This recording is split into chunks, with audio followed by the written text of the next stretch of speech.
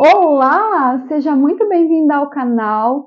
Eu sou a Cássia e eu já quero iniciar aí o vídeo de hoje com uma pergunta para você. Você sabia que o nosso cérebro ele não é tão bom assim em analisar os fatos e gerar explicações com precisão? Pois é, o nosso cérebro não é tão bom assim nesse sentido. A verdade é que a gente não tem muita noção das origens das nossas decisões, a gente não consegue ter explicações específicas a esse respeito. O que realmente motivou ou determina a forma como a gente decide e se comporta ao longo do tempo. Como você já sabe, ou você talvez não saiba, mas a partir desse vídeo você vai saber, o nosso cérebro ele é dividido entre hemisfério direito e hemisfério esquerdo. Sabemos que o hemisfério direito ele controla os movimentos do nosso corpo do lado esquerdo, enquanto que o nosso hemisfério esquerdo ele controla o movimento do nosso corpo do lado direito. E esses dois hemisférios, eles são ligados por uma série ali de nervos e ligações, né? Conhecida como corpo caloso, que ele funciona como uma ponte que conecta o hemisfério direito ao hemisfério esquerdo. Algumas das recentes pesquisas mais interessantes relacionadas ao cérebro, elas foram feitas em pessoas que têm esse corpo caloso afetado, tá? Isso é feito em pessoas que sofrem com graves crises de epilepsia e com o objetivo de reduzir a violência dessas crises, a intensidade e a frequência também. Os cientistas Dr. Joseph Ledoux e Michael Gazzaniga, eles fizeram pesquisas que avaliavam principalmente essas pessoas que têm esse cérebro dividido, né? Onde esse corpo caloso não tem essa influência. E eles chegaram a resultados muito interessantes. Estudos anteriores demonstravam que o processamento da fala e da linguagem se concentravam apenas no hemisfério esquerdo do cérebro. E aí esses pesquisadores começavam a se perguntar como que uma decisão do hemisfério esquerdo poderia afetar o direito e como que uma decisão do hemisfério direito poderia afetar o hemisfério esquerdo do cérebro. Como que procedeu essa pesquisa do Dr. Ledoux e do Gazzaniga? Eles pegaram uma imagem dividida, separada, né? E mostraram essa imagem para uma pessoa que possui essa divisão no cérebro. Então, o lado esquerdo, visto apenas através do hemisfério direito, né, identificou uma cena ao ar livre com neve. O lado direito, visto apenas com o lado esquerdo do cérebro, identificou ali como se fosse as patas de uma ave, né, as pernas de uma ave. E na frente da pessoa haviam várias imagens divididas em dois grupos. Do lado esquerdo, havia imagens de várias ferramentas, inclusive de uma pá para usar na neve. Do lado direito, haviam vários animais e objetos, inclusive um frango. A pessoa ela precisava escolher as imagens menores de acordo com aquilo que fazia mais sentido com o que ela tinha visto com o hemisfério esquerdo do cérebro e outra com o hemisfério direito do cérebro. Então, com a mão esquerda, que na verdade é controlada pelo cérebro direito, essa pessoa ela acabou pegando uma das figuras menores, que era a pá de neve. E com a mão direita controlada pelo hemisfério esquerdo, a pessoa acabou pegando a imagem, a figura de um frango. E quando essa pessoa ela foi questionada por que ela escolheu uma pá e um frango, ela deu uma resposta completamente sem sentido. É para utilizar a pá para limpar a neve depois que o frango tivesse saído. o cérebro ele consegue reconhecer o que é uma pá, o que é uma neve, o que é um frango, o que é as patas desse animal, ele reconhece, mas para justificar a escolha, ele acaba fazendo uma conexão entre os objetos de uma forma completamente sem sentido, mas que no cérebro faz sentido e acaba justificando aquela escolha realizada ali. O pesquisador Gazzaniga ele chama essa tendência de fazer essas conexões e essas justificativas de mecanismo intérprete, ou seja, mesmo não havendo relação nenhuma, ele vai buscar fontes e justificativas para relacionar aquela decisão e aquela escolha. Segundo o pesquisador, o mecanismo intérprete do lado esquerdo do nosso cérebro está sempre buscando o significado dos acontecimentos. Está buscando sempre ordem e razão, mesmo quando não há nenhuma ordem e nenhuma razão que justifique aquilo ali.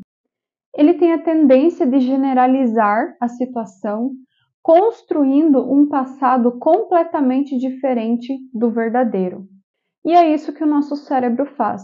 Associações que não existem, que não fazem o menor sentido, mas para justificar os acontecimentos na nossa vida, para justificar as nossas decisões financeiras, para justificar os nossos erros. E é isso que a gente acaba sempre fazendo. Então, quando você passa por uma questão que você perdeu a mão, você vai sempre, mas eu fiz isso porque aconteceu aquilo, porque aquilo ali, se eu não fizesse assim, não teria como eu solucionar isso.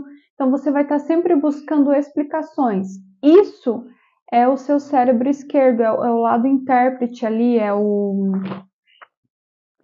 teu mecanismo intérprete que está sempre tentando justificar as situações e criando associações onde realmente não existem. Essa tendência que o cérebro tem de interpretar incorretamente eventos aleatórios e que não possuem relação nenhuma pode explicar o comportamento que a gente tem, comportamentos e pensamentos autodestrutivos, tá?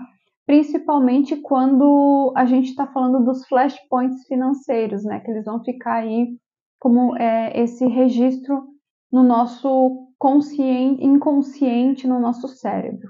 Um exemplo disso é, por exemplo, você fez primeira vez na sua vida que você fez um investimento e perdeu dinheiro. Agora você não quer mais investir, porque você acha que toda vez que você investir o seu dinheiro, você vai perder dinheiro, tá? Então, isso é um trauma financeiro, é uma crença que você gerou, vinda de um trauma e de um flashpoint financeiro e do conceito que você criou a respeito de investimento para você. Então, você meio que cria uma barreira em relação a isso. É a mesma coisa, as mulheres quando vão se relacionar com alguém que não dá certo, aí fica falando, eu nunca dou certo com ninguém, eu tenho dedo podre, aí vai criando essa crença, e aí todas as vezes, quando você for tomar uma decisão, quando você for se relacionar, o seu cérebro vai te boicotar para você realmente acabar escolhendo aquela pessoa ou acabar escolhendo aquele investimento que vai fazer isso que você acredita se tornar realidade na sua vida. Por quê? Porque é a tua zona de conforto. E a tendência do teu cérebro é sempre te fazer voltar para a zona de conforto.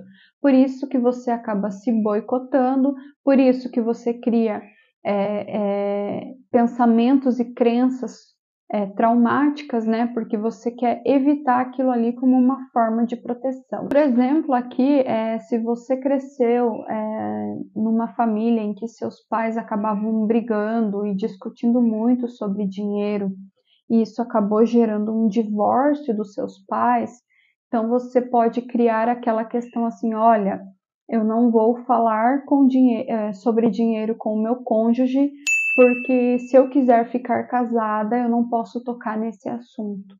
Então, são traumas, são questões que você acaba construindo, né, na sua vida, e você cristaliza, e você torna isso como verdade, mesmo não sendo. Então, a explicação de você ter esses pensamentos está lá nessa questão da divisão do cérebro do hemisfério esquerdo, hemisfério direito, e essas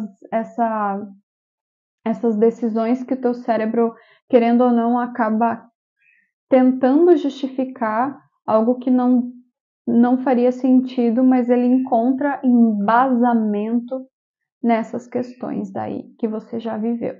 Quando o nosso cérebro ele acaba criando essas narrativas, para mudar isso é muito mais difícil, tá? Então tem que ter muita força de vontade para mudar essa crença, porque ela acaba se tornando uma crença e ela se cristaliza na sua vida. Então é necessário muito esforço e trazer isso, que esses pensamentos você tem que tentar trazer para a racionalidade, porque eles foram criados, não foi num ambiente de reflexão, num ambiente de crítica mesmo, sabe? Eles foram gerados através de emoções, eles foram gerados através de sentimentos, que basicamente é o que é o nosso cérebro 1, é o nosso sistema 1, como diz Daniel Kahneman, e é o nosso cérebro animal. E por isso que a gente sempre fala, não acredite em todo pensamento que você tem, nem tudo que você pensa é verdade. Questione os seus próprios pensamentos. Por isso que a palavra também fala para a gente levar cativo todo e qualquer pensamento que a gente tem, levar cativo a Deus. Por quê? Ore, peça direção do Espírito Santo, porque a Bíblia fala que o coração do homem é enganoso. O que é o coração? O coração aqui são as nossas emoções, são os nossos sentimentos. Então, quando vier algum pensamento fruto de uma emoção, de quando você estava muito triste, muito chateada ou muito feliz, que também é um filtro que pode acabar gerando ali seus flashpoints financeiros e culminando ali nas suas crenças e pensamentos, né? Então, levar sempre cativo a Deus para que você não crie um trauma onde não precisa ter. Então, pede orientação do Espírito Santo, pede direcionamento a Deus para que você não caia nessa, né? Para que você não caia nessa, para que o teu coração não te engane.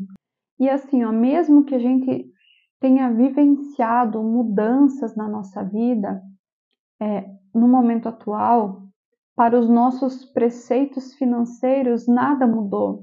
Então eles são rígidos desde o momento que a gente criou até o momento atual, mesmo havendo questões diferentes na nossa vida. Os preceitos eles são rígidos, os preceitos financeiros são rígidos e acabam não mudando. E eles acabam funcionando como um filtro. A partir daí, todas as nossas decisões, as nossas orientações são em relação a esse preceito financeiro que a gente construiu ao longo da vida.